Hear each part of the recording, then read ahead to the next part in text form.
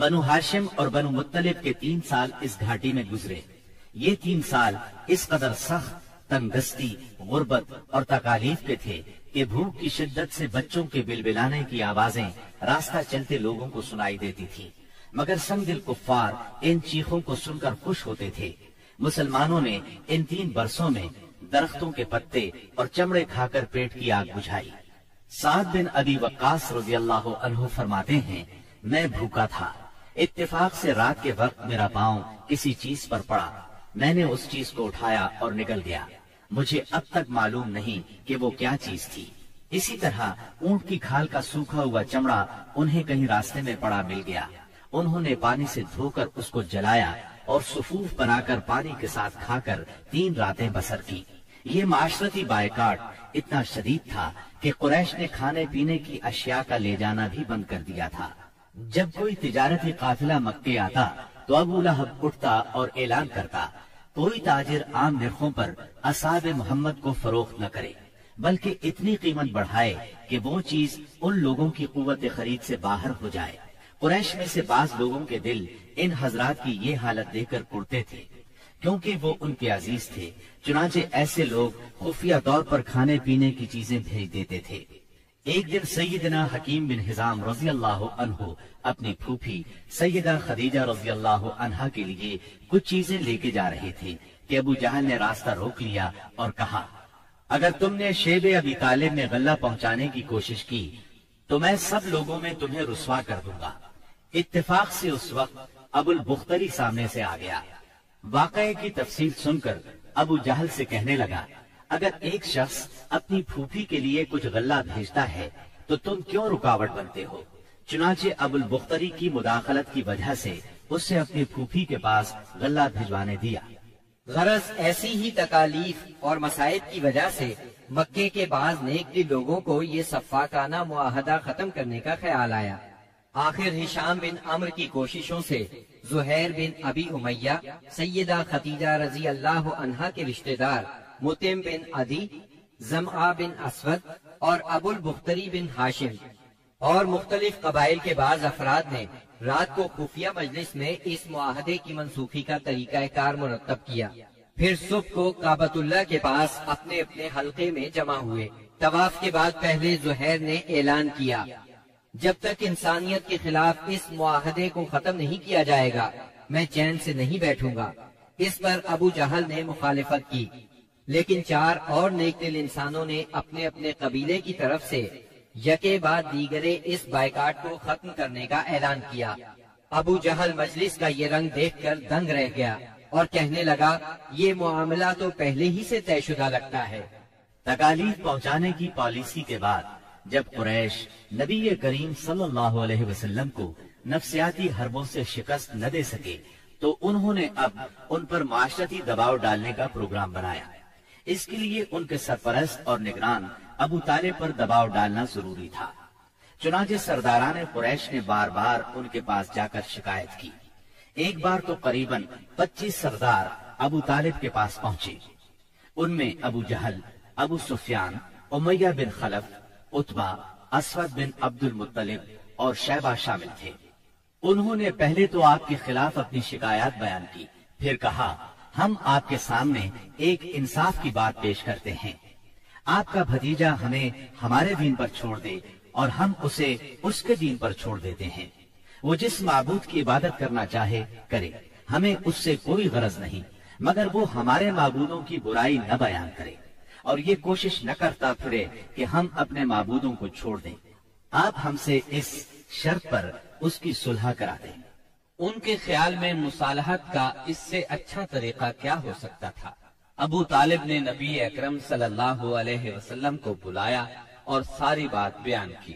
آپ نے جواب میں فرمایا، چچا جان، میں تو ان کے سامنے ایک ایسا کلمہ پیش کرتا ہوں جسے اگر یہ جان لیں تو پورا عرب ان کے تابع اور عجم ان کا جزیہ گزار ہو جائے گا۔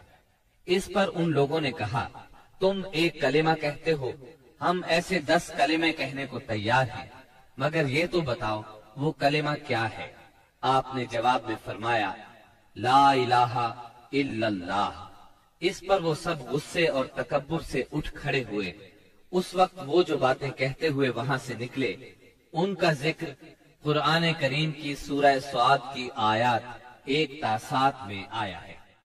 ان کے سردار یہ کہتے ہوئے چلے کہ چلو جی اور اپنے معبودوں پر جمے رہو، یقیناً اس بات میں کوئی غرض ہے، ہم نے تو یہ بات پچھلے دین میں بھی نہیں سنی، کچھ نہیں، یہ تو صرف من گھڑت ہے۔ نبی اکرم صلی اللہ علیہ وسلم اور آپ کے صحابہ کرام رضی اللہ عنہم کو اس مصیبت سے نجات تو مل گئی، لیکن قریش کے 3 سالہ بائیکاٹ نے بہت سے حضرات کی صحت برباد کر دی تھی۔ آپ شہر میں تشریف لائے ہی تھے کہ آپ کے چچا ابو طالب بیمار پڑ گئے اور چند روز بعد ہی وفات پا گئے۔ صحیح بخاری میں مسیب رحمت اللہ علیہ سے مروی ہے کہ جب ابو طالب کی وفات کا وقت آیا تو نبی کریم صلی اللہ علیہ وسلم ان کے پاس تشریف لے گئے۔ اتفاق سے اس وقت ابو جہل اور عبداللہ بن ابی امیہ بھی ابو طالب کی عیادت کے لیے موجود تھے۔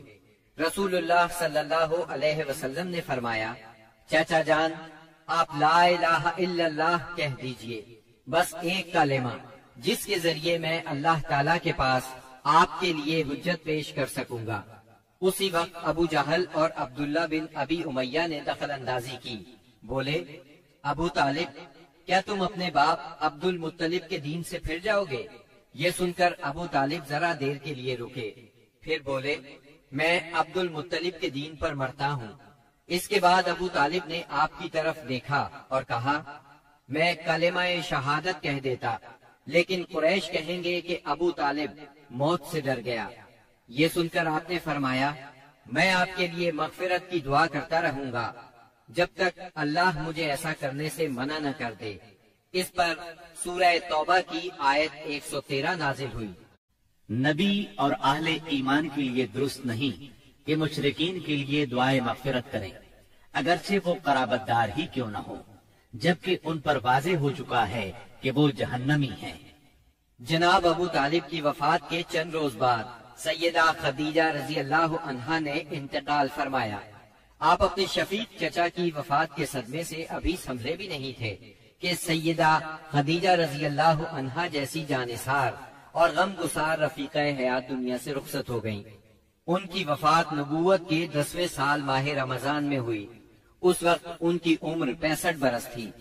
رسول اللہ صلی اللہ علیہ وسلم کا ارشاد ہے، جس وقت لوگوں نے میرے ساتھ کفر کیا وہ مجھ پر ایمان لائیں، جس وقت لوگوں نے مجھے جھٹلایا انہوں نے میری تصدیق کی، جس وقت لوگوں نے مجھے محروم کیا انہوں نے مجھے اپنے مال میں شریک کیا، اور اللہ نے مجھے ان سے اولاد دی اور دوسری بیویوں سے کوئی اولاد نہ دی۔ ان کی میت خود آپ نے قبر میں اتاری۔ اس سال کا نام خود آپ نے عام الحزن رکھا۔ یہ نام تاریخ اسلام کا جز بن گیا۔ جناب ابو طالب اور سیدہ خدیجہ الکبریٰ کی وفات کے بعد کفار مکہ اور بھی زیادہ دلیر ہو گئے، پہلے سے زیادہ آپ کو تنگ کرنے لگے، یہاں تک کہ آپ کا گھر سے نکلنا بھی مشکل ہو گیا۔ ابو طالب کی وفات پر ابو لہب بنو ہاشم کا سردار بنا۔ شروع ہی میں اس نے اعلان کر دیا کہ آپ اپنے اقوال اور اعمال کے ذمہ دار ہیں۔ یہ اعلان گویا آپ کو برادری سے خارج کر دینے کے برابر تھا کہ جو چاہے آپ کو معاذ اللہ قتل کر دے، قبیلہ آپ کی حمایت نہیں کرے گا۔ آخر کار آپ شوال 10 نبوت اواخر مئی یا اوائل جون 619 عیسوی کو اس ارادے سے طائف تشریف لے گئے کہ بنی ثقیف کو اسلام کی طرف بلائیں، اور اگر وہ اسلام قبول نہ کریں تو انہیں کم از کم اس بات پر آمادہ کریں کہ وہ آپ کو اپنے ہاں چین سے بیٹھ کر کام کرنے کا موقع دیں۔ طائف مکہ معظمہ سے 60 میل کے فاصلے پر پہاڑوں میں ایک سرسبز و شاداب مقام ہے جو اپنی خوشگوار آب و ہوا کی وجہ سے اہل حجاز کے لیے ایک صحت افزا مقام کی حیثیت رکھتا ہے۔ جس وقت آپ نے طائف کا سفر اختیار کیا وہاں قبیلہ بنو ثقیف برسر اقتدار تھا۔ آپ کو اس وقت کوئی سواری تک میسر نہیں تھی۔ مکہ معظمہ سے طائف تک کا سفر آپ نے پیدل طے کیا۔ آپ کے ساتھ صرف زید بن حارثہ رضی اللہ عنہ تھے۔ راستے میں جس قبیلے سے گزر ہوتا اسے اسلام کی دعوت دیتے، لیکن کسی نے بھی دعوت قبول نہ کی۔ وہاں پہنچ کر آپ نے 10 دن قیام فرمایا۔ اس قیام کے دوران ثقیف کے 3 سرداروں کے پاس گئے جو آپس میں بھائی تھے، جن کے نام یہ ہیں عبد یالیل، مسعود اور حبیب۔ ان کے والد کا نام عمرو بن عمیر ثقفی تھا۔ آپ نے انہیں اللہ کی اطاعت اور اسلام کی مدد کی دعوت دی۔ انہوں نے انکار کر دیا اور خوف محسوس کیا کہ کہیں ان کا نوجوان طبقہ آپ کی تبلیغ سے متاثر نہ ہو جائے۔ مجبوراً آپ کو طائف چھوڑنا پڑا۔ جب آپ وہاں سے نکلے تو ثقیف کے سرداروں نے اپنے ہاں کے لفنگوں کو آپ کے پیچھے لگا دیا۔ وہ راستے کے دونوں طرف دور تک آپ پر آوازیں کستے چلے گئے۔ انہوں نے گالیاں بھی دی اور پتھر بھی مارے۔ اس قدر پتھر مارے کہ آپ زخموں سے چور ہو گئے۔ اس حالت میں آپ عتبہ اور شیبہ ابنائے ربیہ کے ایک باغ میں بیٹھ گئے۔ یہ باغ طائف سے 3 میل کے فاصلے پر واقع تھا۔ باغ میں ایک دیوار سے ٹیک لگا کر انگور کی بیل کے سائے میں بیٹھ گئے۔ جو کچھ پیش آیا اس پر سوچ بچار کر رہے تھے۔ چنانچہ آپ نے ایک رقت انگیز دعا فرمائی جو دعائے مستضعفین کے نام سے مشہور ہے، جس کا مفہوم یہ ہے: الہی میں تجھ سے اپنی کمزوری و بے بسی اور لوگوں کے نزدیک اپنی بے قدری کا شکوہ کرتا ہوں۔ یا ارحم الراحمین، تو کمزوروں کا رب ہے، تو میرا بھی رب ہے۔ تو مجھے کس کے حوالے کر رہا ہے؟ کیا کسی بیگانے کے جو میرے ساتھ تندی سے پیش آئے، یا کسی دشمن کے جسے تو نے میرے معاملے کا مالک بنا دیا ہے؟ اگر مجھ پر تیرا غضب نہیں ہے تو کوئی پرواہ نہیں، لیکن تیری عافیت میرے لیے زیادہ کشادہ ہے۔ میں تیرے چہرے کے اس نور کی پناہ چاہتا ہوں جس سے تاریکیاں روشن ہو گئیں اور جس سے دنیا اور آخرت کے معاملات درست ہوئے، کہ تو مجھ پر اپنا غضب نازل کرے یا تیرا عتاب مجھ پر وارد ہو۔ مجھے تیری رضا مطلوب ہے، یہاں تک کہ تو خوش ہو جائے، اور تیرے بغیر کوئی زور اور طاقت نہیں۔ واپسی پر آپ بہت دل شکستہ تھے، غمگین تھے۔ جب آپ قرن المنازل کے قریب پہنچے تو محسوس ہوا آسمان پر ایک بادل سا چھایا ہوا ہے۔ نظر اٹھائی تو جبرائیل علیہ السلام سامنے تھے۔ انہوں نے کہا، آپ کی قوم نے جو جواب آپ کو دیا اللہ نے اس کو سن لیا ہے۔ اب یہ پہاڑوں کا منتظم فرشتہ اللہ نے بھیجا ہے، جو آپ حکم دینا چاہیں دے سکتے ہیں۔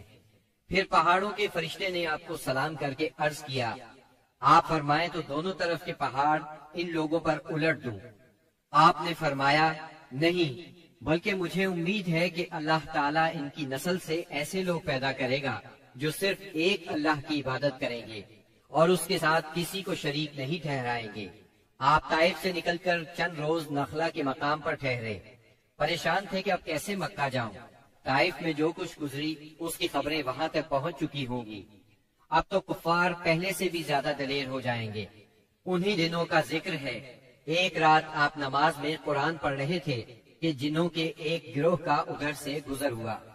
انہوں نے قرآن سنا تو ایمان لے آئے، اپنی قوم میں جا کر تبلیغ شروع کر دی، اور اللہ نے اپنے نبی کو یہ خوشخبری سنائی کہ انسان اگرچہ آپ کی دعوت کو قبول نہیں کر رہے، مگر بہت سے جن اس کے گرویدہ ہو گئے ہیں اور اس دعوت کو اپنی جنس میں پھیلا رہے ہیں۔ اس واقعے کی تفصیل سورہ احقاف کی آیات 29 تا 31 میں درج ہے۔